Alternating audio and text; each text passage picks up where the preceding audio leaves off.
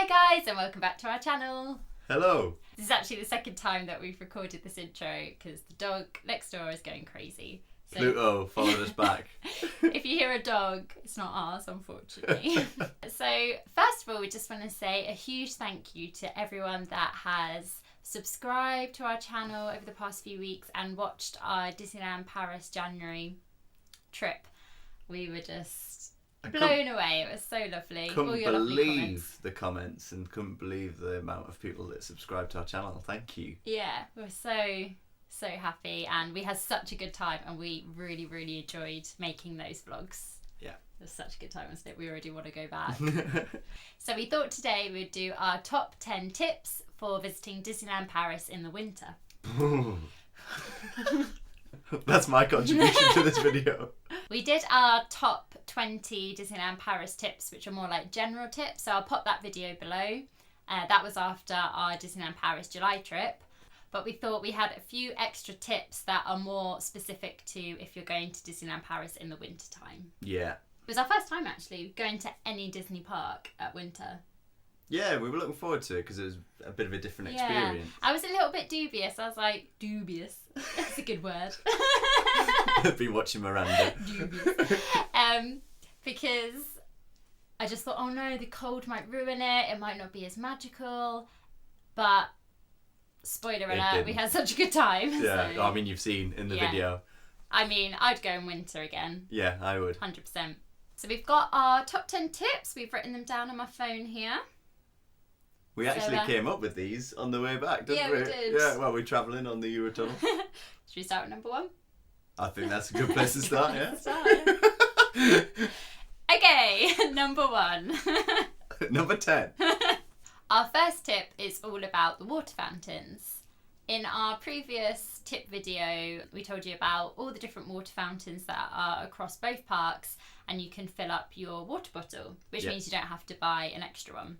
But we found that when we went in January, we went from January the 8th to the, quick maths, 12th. Yeah, 8th to the 12th of January. The water fountains weren't working. So we went and asked a really helpful lady. I got really panicked. There's no water, what are we going to do? I was like, I can't afford to buy a million water bottles. So we asked a really helpful lady as you come into Disneyland Park, and she actually filled up our water bottle for us. Yeah. So they're always, like, if you ask a cast member, they'll always help you and they'll always fill it up for you. But we discovered that there was one water fountain working. So the one we found was as you enter Main Street and you turn to your left and then you go inside down the row of shops. It's kind of like a long arcade. So if you go inside that little walkway, there is a water fountain which is just by the toilets on your left-hand side. And that water fountain was working the whole time. Every day we went there, so filled up a bottle. So if you want to save money and you don't want to buy millions of water bottles, that seemed to be the one that was working during the winter time. I think the lady said that they find it quite hard to keep the other water fountains working during winter. Because it's so cold? Yeah, it must be because they freeze over or I'm not sure. But yeah, tip number 1. Tip number 2. I got my hot hands. Well, I haven't at the minute, but if you're going in the winter, you want to keep your hands warm. Yes, you can wear gloves, but something to put underneath the gloves are these things called hot hands. These little sachets that you get, open them up out of the packet, you get 2 in a packet, and then you put them inside your glove and just sort of squeeze them, clench your fist, like that, and then they'll start to gradually warm up, and they keep warm for well over 10 hours. Oh, the whole day.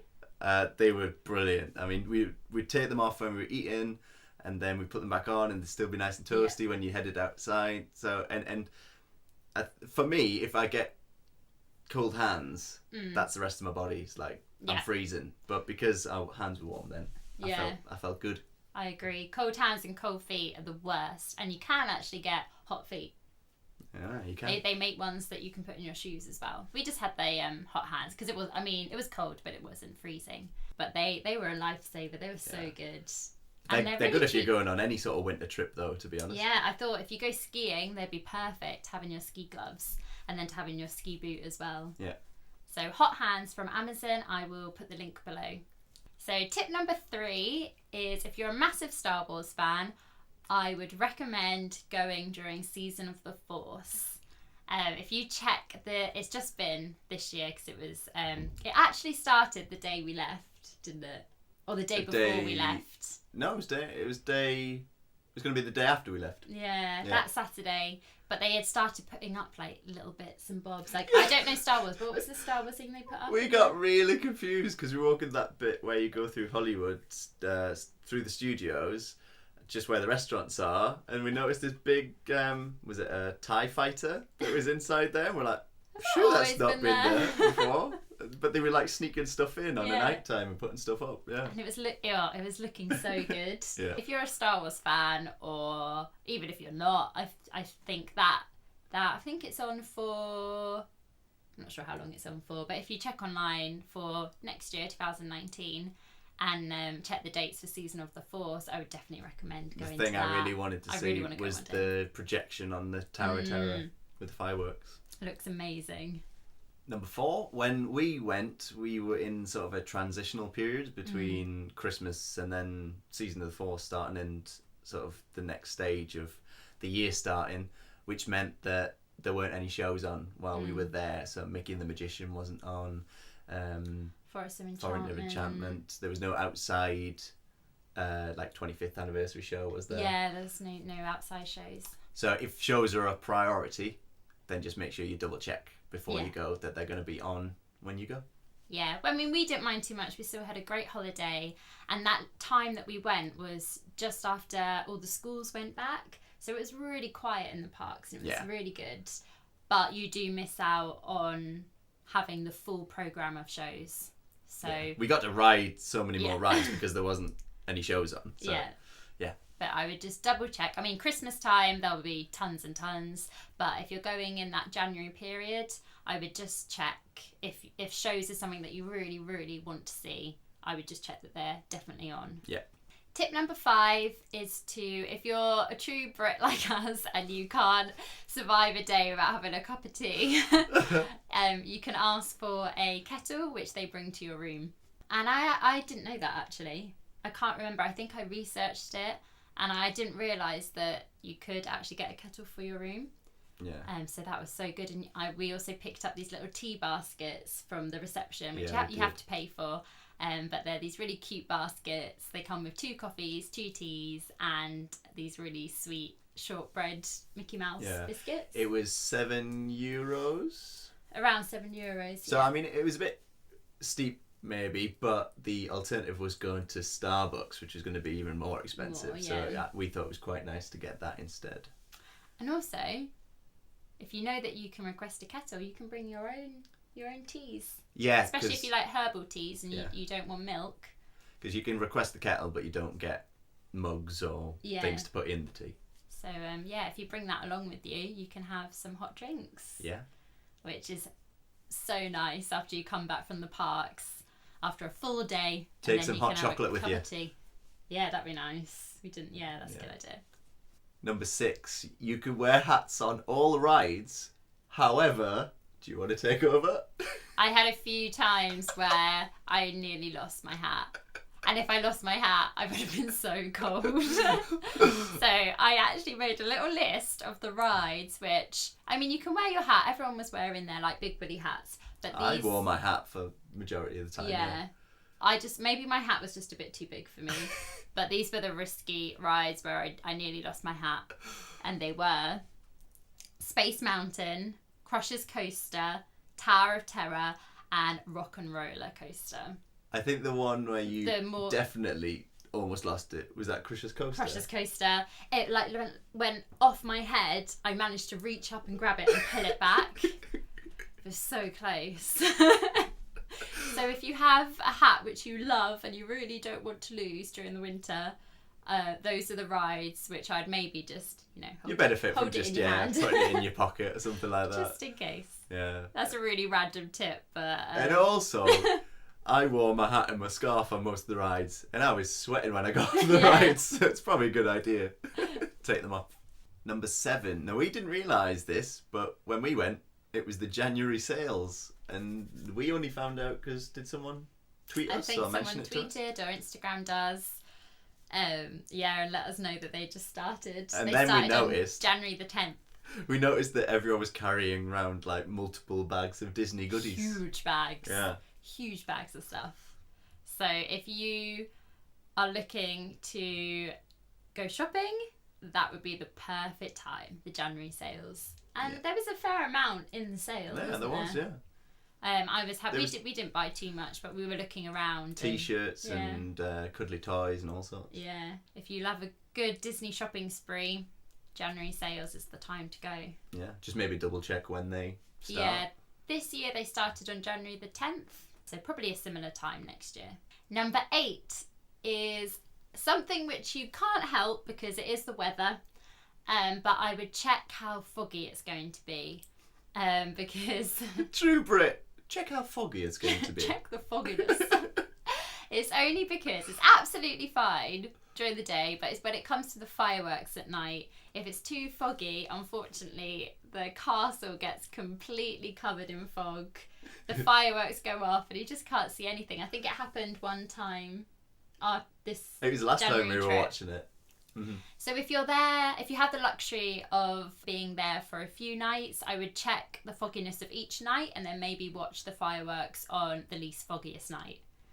Because if you leave it to like the last night and that's the night is foggy, then it would be a shame because you might miss the fireworks display. So maybe try and watch the fireworks a couple of times. Yeah. Just in case one of them is a bit foggy. It's a bit foggy because we watched it and we were like, the castle's gone, I can't see anything. We didn't get too annoyed or worked up about it, did we? Because we'd watched it, we'd seen it earlier on in the week. It was quite funny, really, wasn't it? And it did dissipate towards That's a like good word.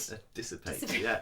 Did towards the middle of the fireworks show, so you could see it. Yeah. There was just like towards the beginning. It was just smoke. Fog.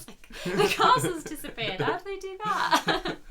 Number 9. I've got the phone now because we've written down which rides have good fast passes to avoid the normal queue, because there's some there that don't. For example, Buzz Lightyear.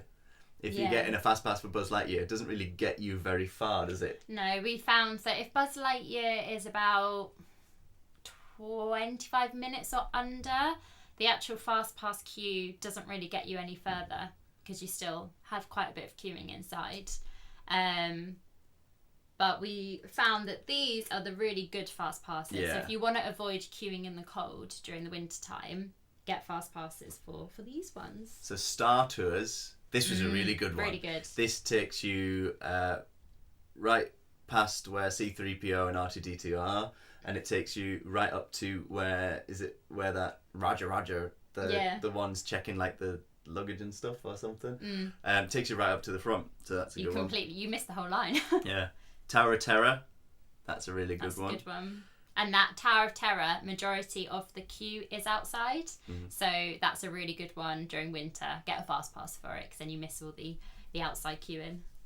We didn't have any problems with Space Mountain in terms of queues when we went. It was amazing. So good, like But 5 minute wait. The Hyperspace Mountain fast pass gets you in about, would you say, halfway? Yeah. So that's quite a good one. Yeah. Thunder Mountain, that's always a good one. Yeah, it's a good one because it's always Thunder Mountain is quite a long queue normally, and also you're under a shelter but you're still kind of outside. Yeah. So it's a good one to do. And a ride that always seems to be busy, Peter Pan. Yeah. Yeah. And also Peter Pan during extra magic hours. That's a good time to ride it. Yeah, we always tend to ride Peter Pan during that extra magic hours, don't we? You can fly. Sorry. Calm down, dear.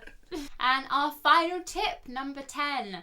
This one's really obvious, but it is to wear warm and comfy shoes. You do so much walking in Disneyland Paris, and your feet are probably the first to kind of get cold, I feel. So I wore these boots that had like a fur lining, which kept my feet toasty. And you wore thick socks and trainers, Yeah, didn't you, most of the thick time? socks and trainers, and I didn't have a problem yet. I mean, one day I wore my Converse, and I noticed the difference of wearing my Converse to wearing my boots. So that's our top 10 tips for Disneyland Paris during winter. I hope you found that helpful. If you're planning a trip during the winter time, I would 100% go in the winter again. Yeah, there was lovely atmosphere, Yeah. and wait times were nothing. Yeah.